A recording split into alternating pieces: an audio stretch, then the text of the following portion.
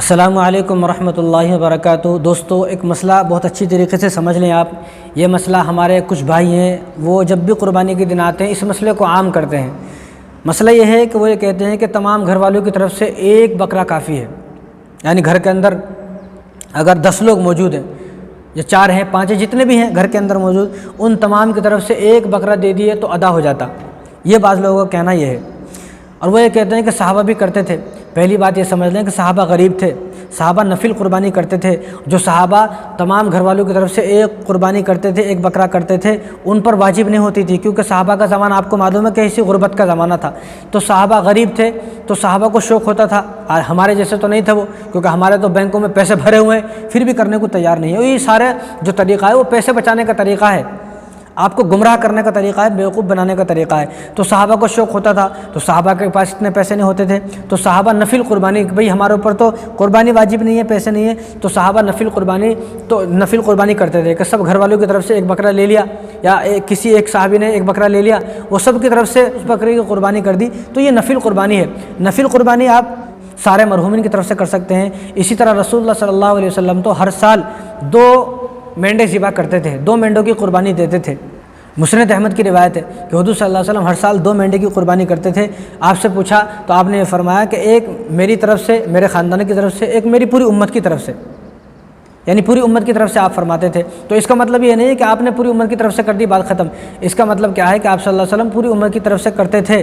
صحابہ بھی اس طرح اپنے گھر والوں کی طرف سے نفل قربانی کرتے تھے، یہ نفل قربانی ہے۔ لیکن جو واجب قربانی ہے، وہ واجب قربانی کا مسئلہ یہ ہے کہ جتنے بھی لوگ گھر میں صاحب نصاب ہیں، اگر گھر کے اندر 10 لوگ ہیں اور 10 آدمی کے پاس 10 آدمی صاحب نصاب ہیں، اور 10 آدمی کے پاس 50 ہزار روپے ہیں، یا 50 ہزار کو سونا، 50 ہزار کی چاندی ہے 10 آدمی کے پاس، تو آپ کو 10 حصے لینے پڑیں گے یا 10 بکرے لینے پڑیں گے۔ پورے گھر والوں کی طرف سے ایک بکرا لے لینا، ایک حصہ لے لینا ہرگز کافی نہیں ہوگا، ہرگز کافی نہیں ہوگا۔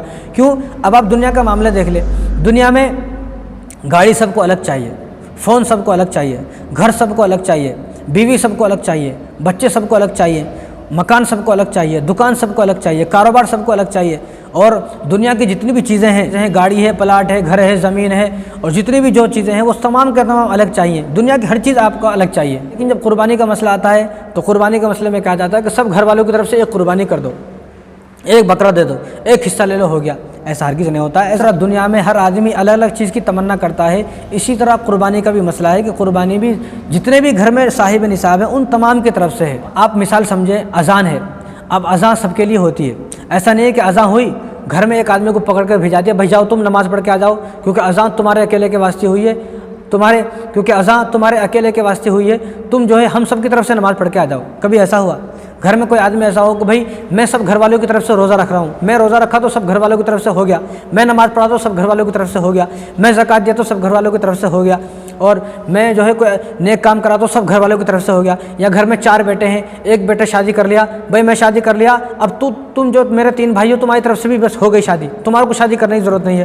ایک بھائی گھر بنا لیا، سب کی طرف سے گھر بن گیا، ایک بھائی کاروبار کر لیا، سب کی طرف سے کاروبار ہو گیا۔ ایسا ہوتا ہے؟ دنیا کے معاملے میں ایسا ہرگز نہیں ہوتا ہے۔ تو اسی طرح جس طرح یہ سارے کام دنیا کے معاملے میں نہیں ہوتے ہیں، تو اس طرح دین کے معاملے میں بھی یہ نہیں سمجھنا چاہیے کہ گھر والوں کی طرف سے ایک بکرا وہ نفل قربانی ہے، نفل ہے وہ نفل۔ اگر آپ گھر میں 10-15 لوگ ہو لیکن آپ کے پاس آپ صاحب نصاب نہیں ہو، آپ کے اوپر قربانی واجب نہیں ہے، پھر آپ ایک بکرا لے کر، ایک حصہ لے کر آپ سب جو ہے وہ کر سکتے ہو، کیونکہ یہ نفل قربانی ہے۔ نفل قربانی آپ اس طرح اپنے گھر والوں کی طرف سے لے سکتے ہیں۔ لیکن جو واجب قربانی ہے، واجب قربانی کا مسئلہ یہ ہے کہ جتنے بھی لوگ گھر میں صاحب نصاب ہیں سب کی طرف سے الگ الگ قربانی کرنا واجب ہے، واجب ہے، آپ کو کرنا پڑے گا، نہیں کریں گے تو گنہگار ہوں گے۔ اس مسئلے کو اچھی طریقے سے سمجھ لیں۔ نمازیں سب کی الگ الگ ہیں، زکوٰۃ سب کی الگ الگ ہے، قربانی سب کی الگ الگ ہے، حج سب کا الگ الگ ہے۔ آپ نے کوئی دیکھا گھر میں، ارے والد صاحب حج کر لیے، اب والد صاحب حج کر لیے تو اب ہمارے کو ضرورت نہیں حج کرنے کی، ہمارے والد صاحب دادا پردادا ہمارے خاندان میں سے حج کرے تھے، اب ہمارے پورے خاندان میں سے کوئی حج کرنے نہیں جائے گا، کیونکہ ہمارے دادا کر لیے تھے، وہ ہم سب کی طرف سے ادا ہو گیا۔ یا عیسائی والی سوچ ہے، عیسائی کیا سوچتے ہیں کہ عیسیٰ علیہ السلام ہم سب کی طرف سے گناہ لے کر وہ جو ہے سولی پر چڑھ گئے، اب ہم چاہے کتنا بھی گناہ کر لے ان کے سولی پر چڑھ جانے کی وجہ سے ہمارے سارے گناہ معاف ہو گئے۔ اب ہمارے نامہ اعمال میں کوئی گناہ لکھنے والا نہیں ہے، ہمارے سارے گناہ معاف ہو گئے، ہم کھل کر گناہ کریں گے۔ اسی بات کو لے کر عیسائی بھی خوب کھل کر گناہ کرتے ہیں۔ تو آپ یہ عیسائی والی سوچیں، اگر آپ یہ سوچ رہے ہو کہ ایک بکرا پورے گھر والوں کی طرف سے ادا ہو جائے گا، تو یہ عیسائی والی سوچ ہے۔ آپ اس سوچ سے باہر نکلیں۔ تو آپ تو دیکھو یہ تو عبادت ہے، جتنا زیادہ آپ خرچ کرو گے اتنا زیادہ اللہ تبارک و تعالیٰ آپ کو دے گا۔ جتنی زیادہ آپ قربانی کرو گے اتنا زیادہ لوگوں کو گوشت آپ تقسیم کر سکتے ہو، اتنا گوشت آپ خود کھا سکتے ہو، اتنا جو ہے غریبوں کا بھلا ہو سکتا ہے، رشتہ داروں کا بھلا ہو سکتا ہے، آپ کے پڑوسی محلے بستی میں جتنے بھی لوگ ہیں ان تمام کی جو ہے آپ دعائیں لے سکتے ہو جتنی زیادہ قربانی کرو گے۔ تو یہ مسئلہ اچھی طریقے سے سمجھ لیں کہ جتنے بھی لوگ گھر کے اندر صاحب نصاب ہیں ان تمام پر قربانی کرنا الگ الگ واجب ہے، الگ الگ کرنا پڑے گا۔